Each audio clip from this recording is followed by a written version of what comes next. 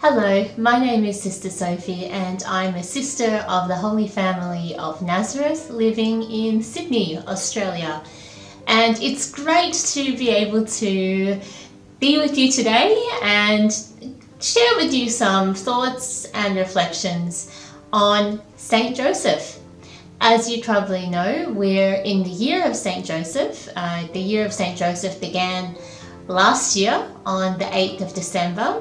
And it will finish on the 8th of December this year. And coinciding with the beginning of the year of St. Joseph was the publication of Pope Francis's document Patris Corde, or With a Father's Heart. And today I'd like to draw out some beautiful gems from this document and explore them with you, but to do so through the lens of art. I think art has really such amazing power to teach us, to help us to learn more about our faith, to share the deepest and most important beliefs of our faith. And the way St. Joseph has been depicted in art over the years is pretty interesting. So I'm looking forward to beginning this journey with you and seeing what we'll discover along the way.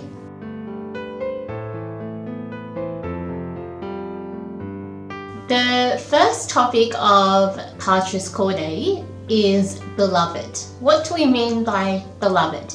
Joseph as the beloved father and as the beloved husband of Mary.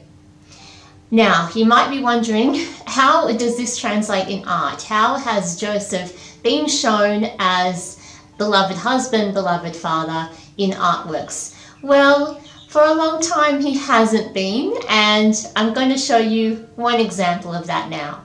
Right now you're looking at a Netherlandish painting called The Holy Family, and it was painted in the 16th century by Joos van Cleef. And you will see straight away we've got the Holy Family, they're placed in an interior setting, but our eyes, where do they go? They go straight away to Mary. And how is she depicted here? She is huge. She's massive. She's filling almost the entire image field. Her skin is pure white, and this emphasizes her sanctity, her chosenness by God. She's also wearing pretty luxurious garments, which we can kind of fathom she wouldn't really have worn in real life.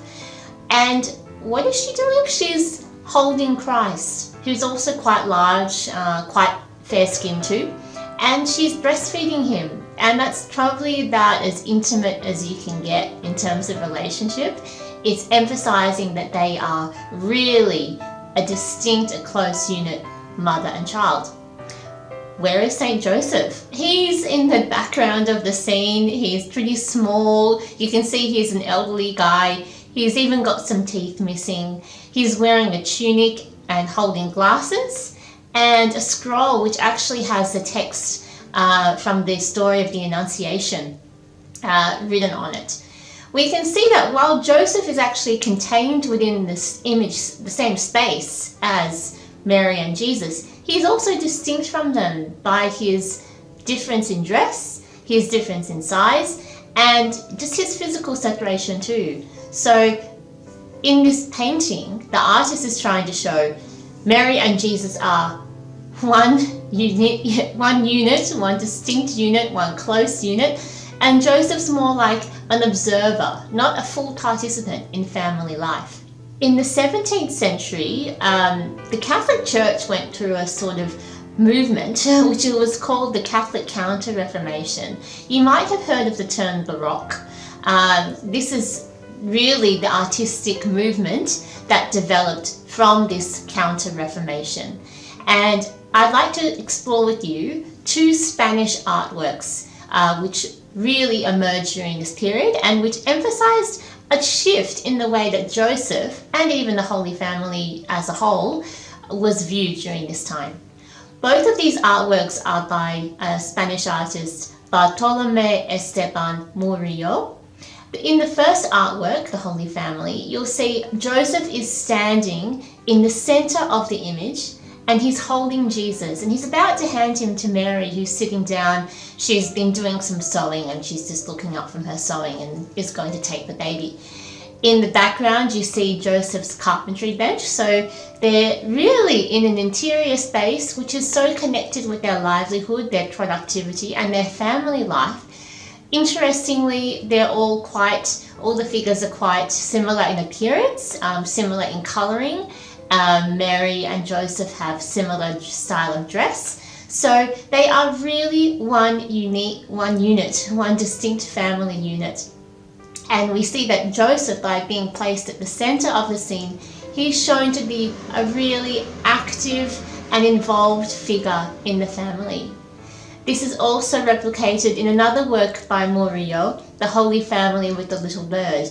And it's quite a touching scene. We can see that Joseph is holding Jesus and actually playing with him. Jesus has got a little bird or a goldfinch in his hand.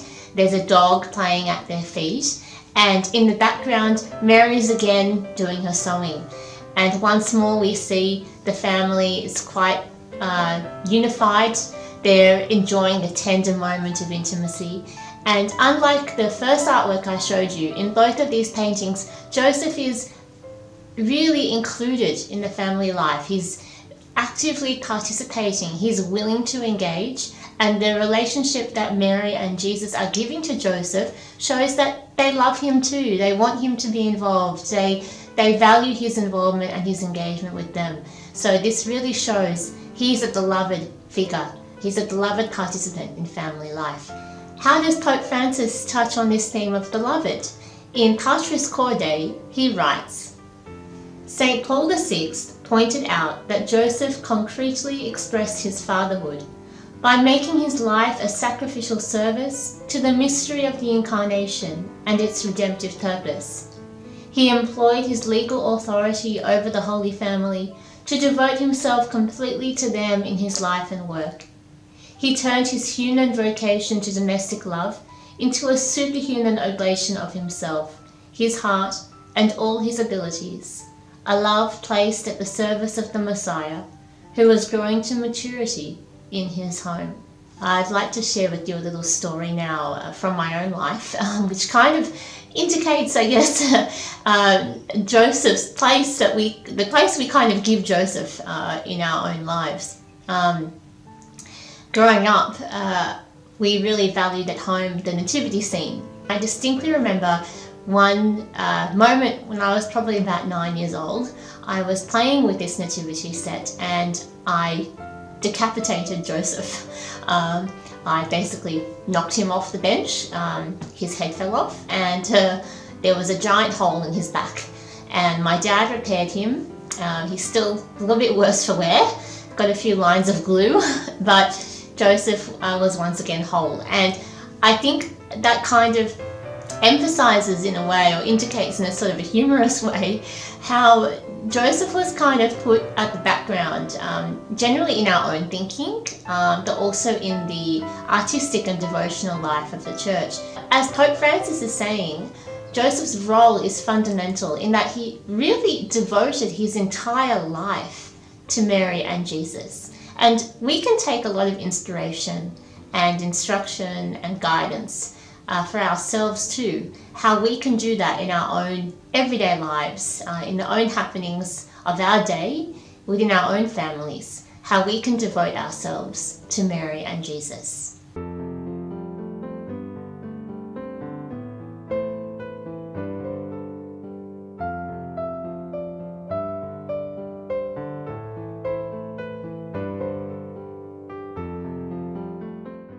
Our second topic we're going to explore is Joseph as tender and loving. So previously we looked at, in a way, how he was loved. Now we're looking more at how he loves. The first artwork I'd like to show you is a 16th century artwork, a painting by Italian artist Lorenzo Lotto, which is called Rest on the Flight into Egypt. And we've got quite a beautiful scene here. So the Holy Family's been they're obviously on the way to Egypt, and they're having a break on the journey. We see Joseph is in the center of the piece.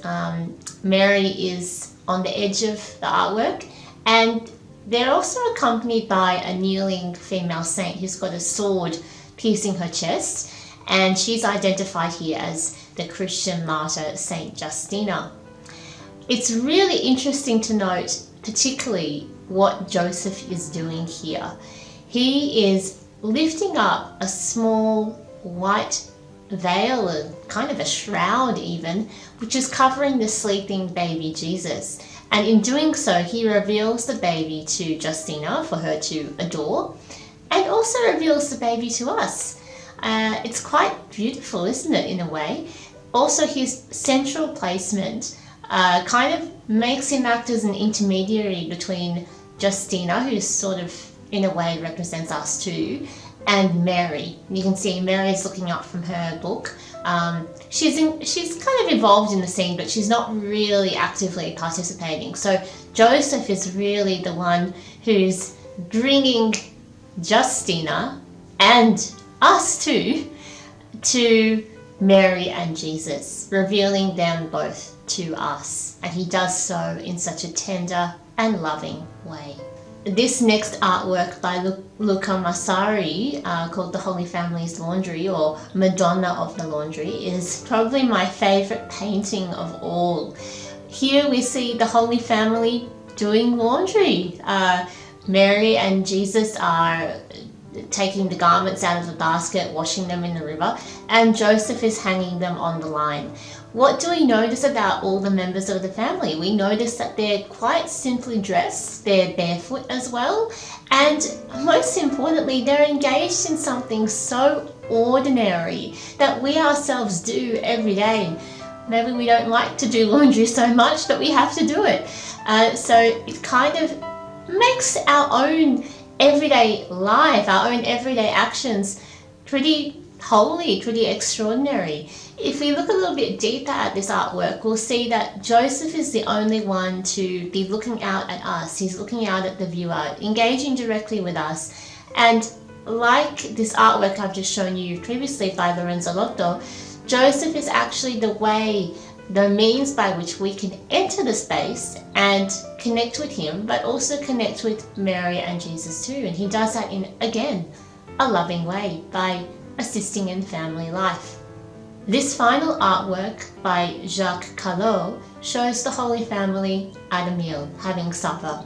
We see that Mary is sitting at one side of the round table, while Joseph is assisting Jesus with his dinner on the other side. And once more, we have a beautiful, tender scene of family life in which Joseph is really an active participant, and he's showing his love and care through perhaps even serving both Mary and Jesus, making space for them in his life and in his heart.